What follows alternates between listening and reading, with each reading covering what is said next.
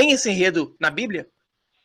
Eu vou dar um dado aqui muito interessante que eu descobri num livro que tem 2000 anos, escrito em aramaico. Esse livro se chama Sefer HaZohar HaKadosh, quer dizer, o livro do esplendor sagrado.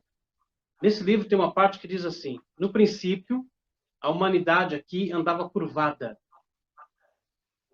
Então, Elohim veio aqui e colocou no homem um nome divino, acrescentando 26 ossos nos pés e 26 ossos na coluna, e o homem ficou de pé.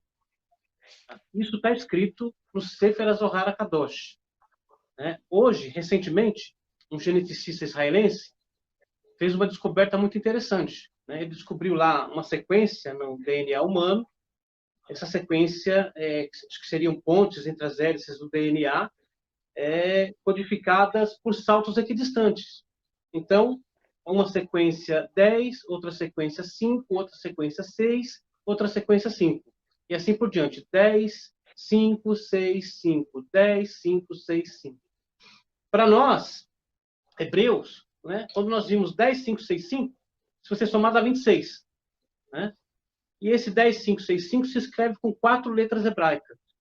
Essas 4 letras, Yud, He, Vav, He, representam o nome do Criador. E o Sefer HaZohar HaKadosh, há 2000 anos, diz isso, que Elohim veio aqui e colocou no homem o nome do Criador, acrescentando 26 ossos nos pés e 26 na coluna, e o Homo erectus ficou de pé. Não, então é mais do que uma corroboração do que a Vanted falou. Vanted, vamos mostrar um pouco em Bíblia com Anunnaki. A Bíblia fala de anjos, a Bíblia fala de viagens em carruagem de fogo, de pessoas sendo engolidas por baleias. A gente consegue fazer um paralelo dos Anunnakis sendo esses anjos ditos na Bíblia, e depois por Deepak, conta essas historinhas de Jonas dentro da baleia, Deepak, você estava me contando fora do programa. Bem, segundo Zeharia Sitchin, a busca dele começou tentando entender quem eram os Nefilim, bíblicos. E, sim, a Bíblia, do começo ao fim, linha por linha, letra por letra, frase por frase, fala dos Anunnaki. Talvez o Deepak concorde comigo em grande parte, talvez tenha algum ponto que não, mas ele vai poder explicar isso melhor. Quando a gente fala, os Elohim os fizeram a sua imagem e semelhança, estamos falando dos senhores elevados, os líderes da missão Anunnaki. Quando falamos dos Nefilim, os famosos anjos caídos, que de caídos não tem nada, porque eles não caíram, eles aprendizaram. São os Igig, que é uma outra turma dos Anunnaki. Anunnaki e Igig são epítetos para a mesma raça de extraterrestres, só que a Igig estava em Marte e os Anunnaki estavam na Terra. E, enfim, mas então os Nefilim, no caso, seriam os Igig, esses que vieram para a Terra e se casaram com as mulheres terrestres, viram que eram belas, segundo o texto, Só que, segundo o Sitchin, elas não eram belas, elas eram compatíveis geneticamente. E os Elohim são os senhores, os líderes da missão. Então, temos aí várias turmas de Anunnaki. E são vários epítetos bíblicos, A gente vai ter muitos nomes, vários nomes, e todos eles são os Anunnaki, porque a Bíblia não está falando do Deus criador do universo, está falando de uma raça extraterrestre que colonizou a Terra e criou o Homo sapiens, Eu vi uma perguntinha no chat que tem a ver. Homo sapiens é o Homo na fase neandertalensis, ou denisovano, qualquer coisa do gênero, E Homo sapiens sapiens já é o Cro-Magnon, já é a fase mais avançada. E nós somos o homem moderno. É também classificado como homem sapiens, mas, enfim, Só para vocês entenderem um pouquinho a diferença. Homem moderno, nós estamos nessa fase agora. Vamos lá, Deepak. Então, você estava falando sobre Jonas, né? Então, essa história de Jonas é uma história que, desde que eu era muito pequenininho, eu acho que eu tinha 6 ou 7 anos, eu lembro até uma noite muito chuvosa, trovejava muito, relampeava muito, e eu tremendo de medo na cama, e meu pai veio e leu uma história para mim. E a história que ele leu foi a história de Jonas.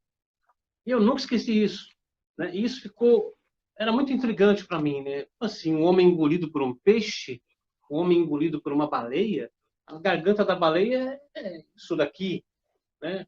Não basta uma pessoa, né? Mesmo que ela mastigasse a pessoa, ela acabaria talvez engasgada, né? Então, eu sempre desconfiei que tinha alguma coisa nessa história que a narrativa literal estava escondendo, né? Depois de muito tempo, eu estudando um manuscrito antigo chamado Pirkei de Rabin Eliezer, né, escrito em hebraico-aramaico, eu descobri lá a verdade sobre a história de Jonas, que é narrada, né, por este mestre antigo, 2000 anos atrás.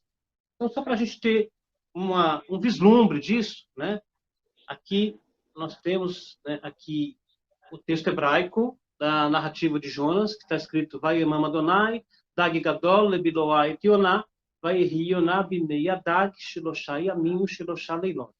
Ou seja, traduzindo, né, seria aproximadamente, né, e preparou Adonai um grande peixe para engolir Jonas, né, e esteve Jonas no ventre do peixe 3 dias e 3 noites, né, Jonas capítulo 2, verso 1. Aqui você tem a tradução, e aqui você tem o texto hebraico, né, que é o mesmo texto. Então você tem Vayemam Adonai, Dag Gadol, Lebiloai et Yonah, Vayehi Yonah, Bimei, você vê que a palavra Bimei ali está em vermelho, né? Esse Bimei é no ventre, né? Adag, do peixe, Shiloshá Yamim, o Shiloshá Leilot. Quando a gente aplica, né, a ufocriptologia nessa palavra Bimei, aqui, né, então, Bimei, então você faz uma temurá, uma permutação dessas letras, o que você descobre? Um outro termo. Que termo é este? Né? É um termo que contém as iniciais de objeto aquático não identificado em hebraico, que é etzem yamá bilti mesorá em hebraico, objeto aquático não identificado. Aí você fala, não, isso é muita viagem, que isso? Não é possível. Então está aqui, né? O extenso, né? Etzem, né? Yami bilti mesorá, né? Objeto aquático não identificado. Agora você vem a história que está escrita no Pirkei do Rabino Eliezer há 2000 anos atrás. O que disse o Rabino Eliezer?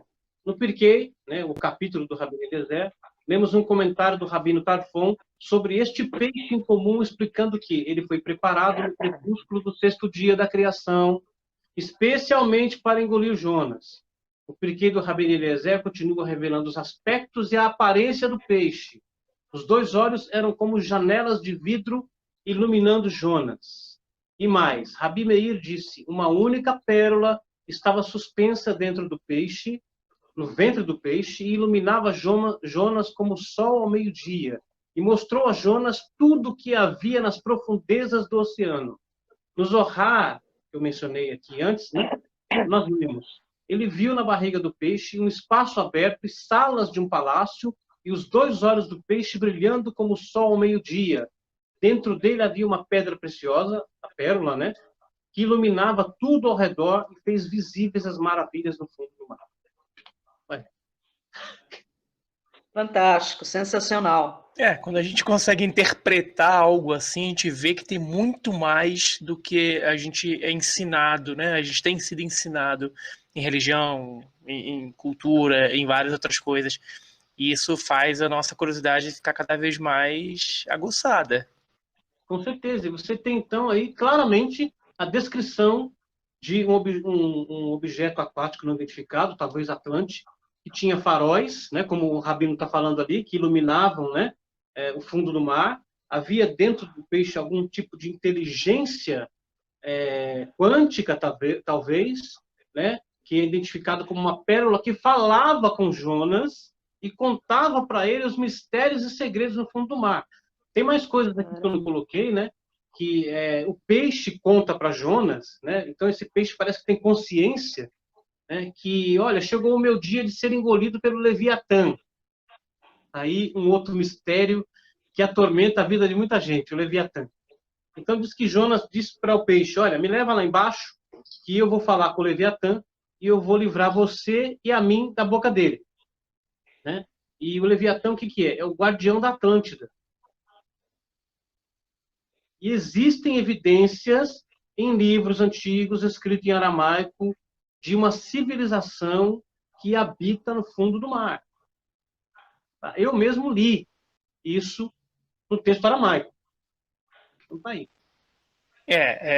Quem sabe a Atlântida não estava na superfície, estava submersa, né? Ela não afundou, ela já estava lá embaixo de qualquer forma e subiu de uma forma para Platão fazer aquela descrição, se foi a mesma coisa.